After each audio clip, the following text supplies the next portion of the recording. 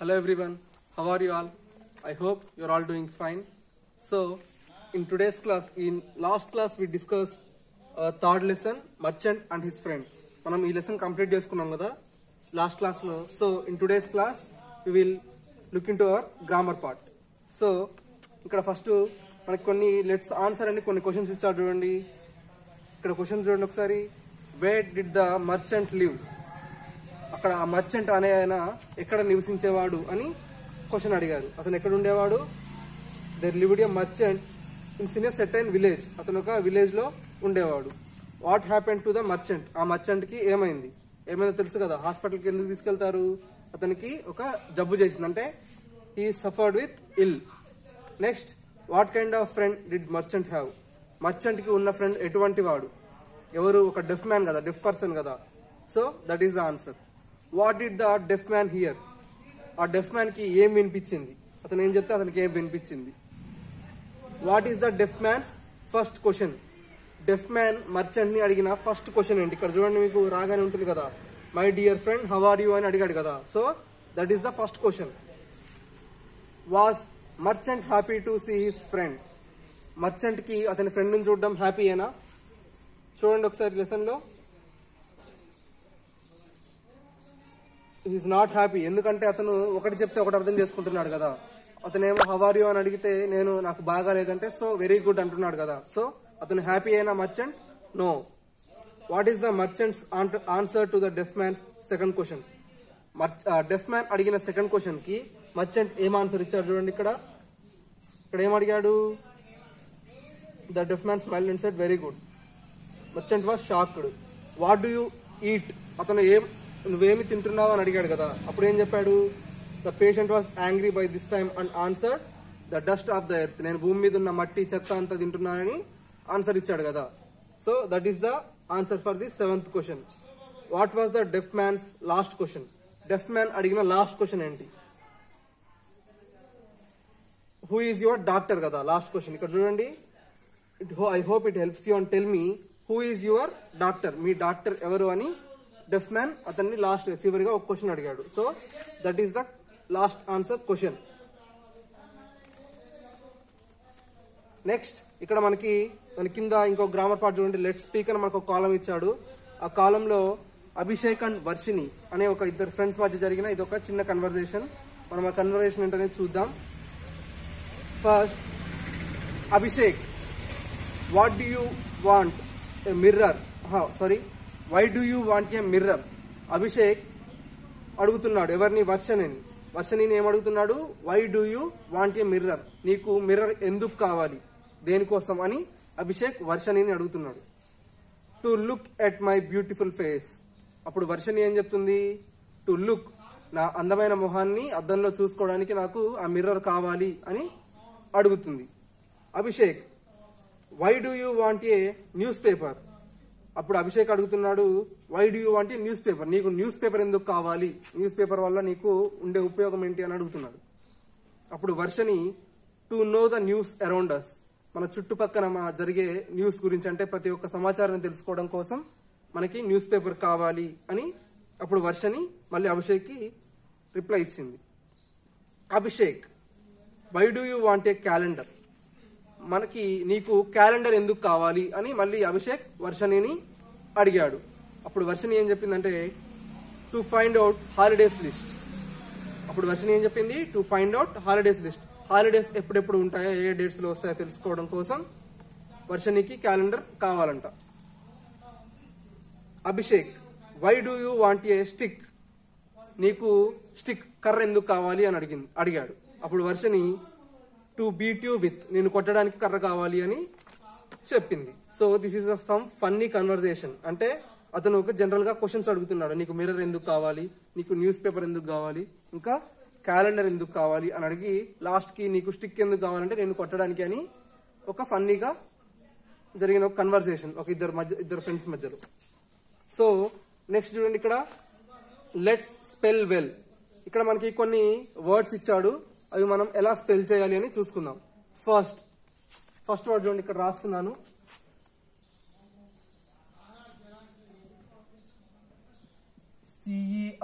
CERTAIN, certain. ఓకేనా. దీన్ని ఎలా చదువుతాం మనం? సర్టైన్. సర్టైన్ అంటే కొన్ని.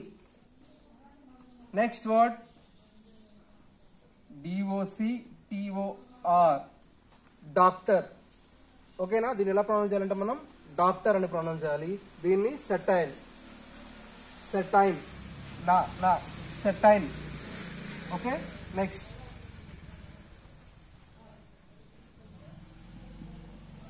PATIENT. So this is pronounced as patient. ఓకేనా. పేషెంట్ అనేది దీన్ని మనం ప్రొనౌన్స్ చేయాలి. So next word ANGRY, angry. Angry అంటే కోపం. ఓకేనా. యాంగ్రీ అంటే ఏంటి? కోపం. ANGRY, angry. Next word HOSPITAL, hospital. Hospital అనాలి, హాస్పిటల్ కాదు, hospital. Okay. Certain, doctor, patient, angry, hospital. ఓకేనా. ఇది మనకి ఇచ్చిన 5 వర్డ్స్. సో ఒకసారి మీరు కూడా ఒక 2-3 టైమ్స్ ఒక్కొక్క వర్డ్ చదువుకుంటూ వాటి స్పెల్లింగ్స్ ఎలా రాయాలో నేర్చుకోండి. ఓకేనా. CERTAIN, DOCTOR, PATIENT, ANGRY, HOSPITAL.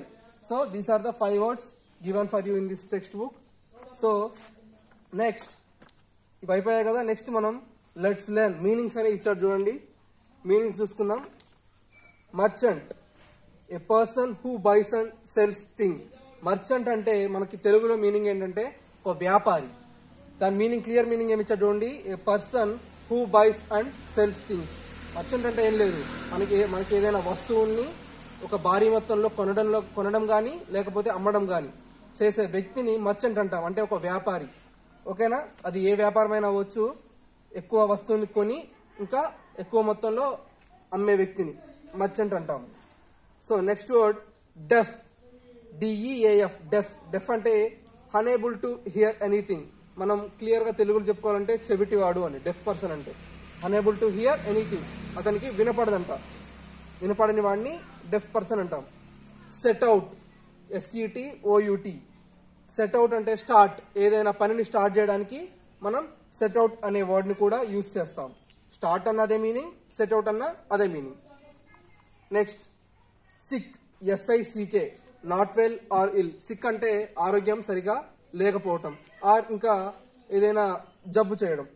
ఓకేనా. నాట్ వెల్ అంటే కొంచెం అనారోగ్యంగా ఉండడం, ఇల్ అంటేనేమో జబ్బు చేయడం. రెండింటికి ఒకటే మీనింగ్ వస్తుంది. Return, come or go back. Return అంటే వెళ్ళి రావటం ఆర్ తిరిగి వెళ్ళటం. ఓకేనా. రిటర్న్ అంటే తిరిగి రావటం ఆర్ మళ్ళీ తిరిగి వెళ్ళటం. ఏదైనా రిటర్న్ అంటే అలాగే వస్తుంది మీనింగ్. డ్యూటీ, డ్యూటీ అంటే ఇక్కడ మనకి ఏమి ఇచ్చాడంటే రెస్పాన్సిబిలిటీ అని ఇచ్చాడు. సో ఈ లెసన్ లో మనకి డ్యూటీకి మీనింగ్ రెస్పాన్సిబిలిటీ అని వస్తుంది. ఇంకా డ్యూటీ అంటే ఏదైనా జాబ్ కావచ్చు, లేకపోతే ఏదైనా వర్క్ కావచ్చు. మనకి ఇక్కడ ఇచ్చిన మీనింగ్ ఏంటంటే రెస్పాన్సిబిలిటీ.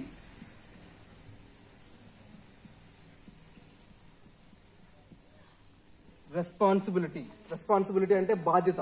ఓకేనా. డ్యూటీ అంటేనేమో జాబ్ అవ్వచ్చు, ఏదైనా వర్క్ అవ్వచ్చు. కాకపోతే ఈ మీనింగ్, ఈ లెసన్ లో మనకి సూటబుల్ మీనింగ్ ఏమొస్తుందంటే రెస్పాన్సిబిలిటీ. ఇట్స్ మై డ్యూటీ అంటాం కదా. డ్యూటీ అంటే జాబ్ ఉండొచ్చు, వర్క్ అవ్వచ్చు. కాకపోతే ఇక్కడ ఈ లెసన్ లో మాత్రమే ఒక బాధ్యత లాగా ఇచ్చాడు మీనింగ్.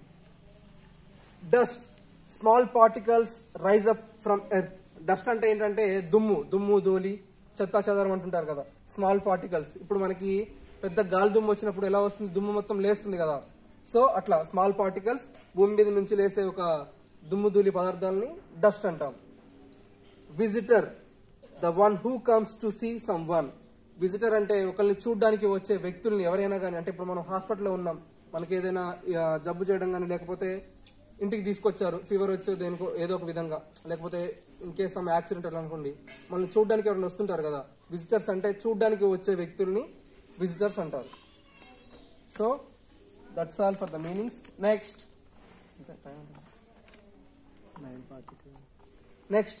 ఆపోజిట్ వర్డ్స్ చూడండి. ఇక్కడ సిక్, సిక్ అంటే మనం చెప్పుకున్నాం అది ఇందాక, నాట్ వెల్ అంటే హెల్త్ సరిగా బాగోలేకపోవడం.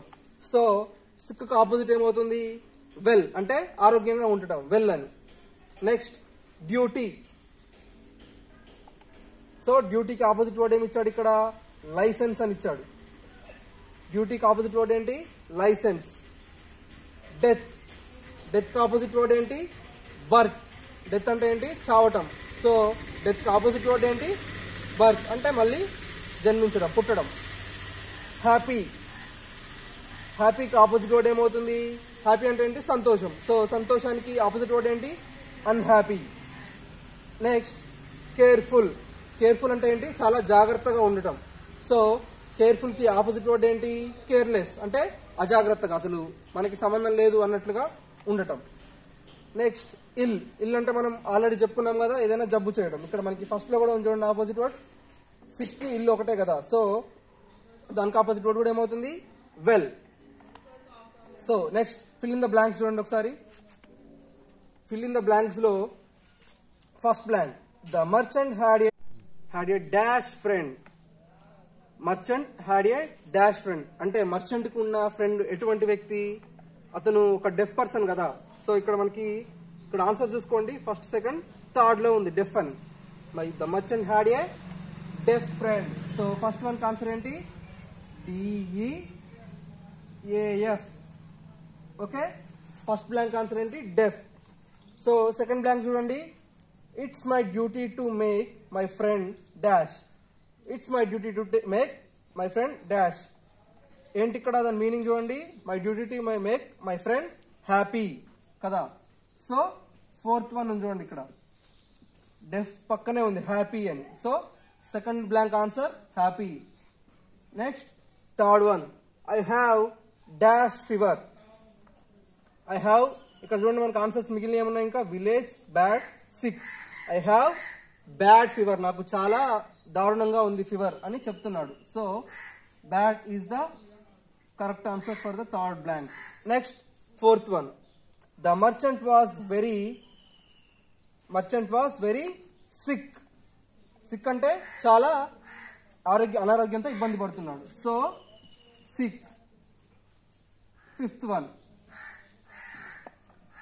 The merchant lived in a dash. ఇంకా మిగిలింది ఏంటి? విలేజ్ ఒకటే కదా. The merchant lived in a village, అతను ఒక గ్రామంలో నివసించేవాడు. So village is the correct answer for the last blank. So these are the answers for this blank.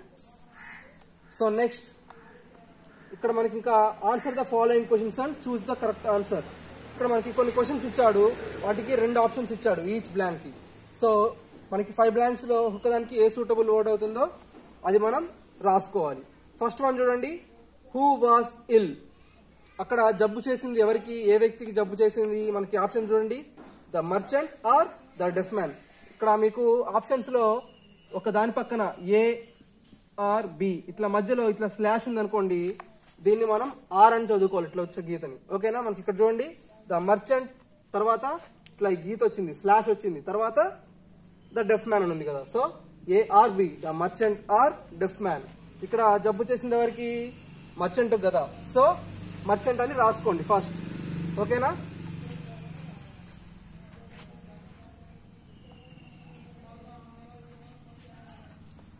ఈ బ్లాంక్స్ లో ఫస్ట్ వన్ చూడండి, చూసింగ్స్ లో ఇక్కడ first one answer the merchant. దాని మీద పెన్సిల్ తో టిక్ కొట్టుకొని ఆ బ్లాంక్ లో ద మర్చెంట్ అని రాయండి.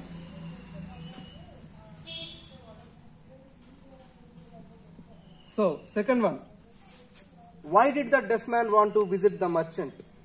ఆ డెఫ్ మ్యాన్ ఆ మర్చెంట్ ని ఎందుకు meet అవ్వాలనుకున్నాడు?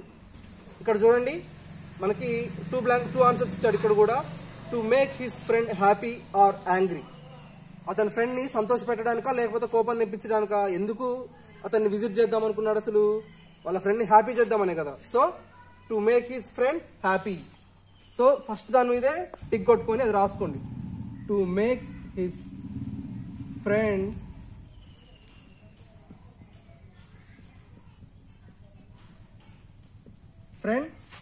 Happy. Okay, next third one, do you think the merchant was happy to see his friend. అతను ఆ మర్చెంట్ కి వాళ్ళ ఫ్రెండ్ ని చూడగానే హ్యాపీ వచ్చిందా? హ్యాపీగా ఉన్నాడా లేదా? వాళ్ళ ఫ్రెండ్ ని చూడగానే హ్యాపీ అయ్యాడా లేకపోతే యాంగ్రీ అయ్యాడా? యాంగ్రీ అయ్యాడు కదా, ఎందుకంటే అతను ఒకటి చెప్తే ఇతను వేరేలాగా అర్థం చేసుకొని వేరే వేరే ఆన్సర్ చెప్తున్నాడు. సో అతనికి కోపం వచ్చింది కాబట్టి దీనికి నో మీద ట్రిక్ చేసుకొని ఇక్కడ నో అని రాయండి. Okay, next 4th one, which question made the merchant angry? అతనికి ఏ క్వశ్చన్ వల్ల కోపం వచ్చింది, ఏ క్వశ్చన్ కి అలా అడగడం వల్ల కోపం వచ్చింది? ఇక్కడ చూడండి, the first question or the second and third questions. ఇక్కడ చూడండి ఒకసారి లెసన్ లో,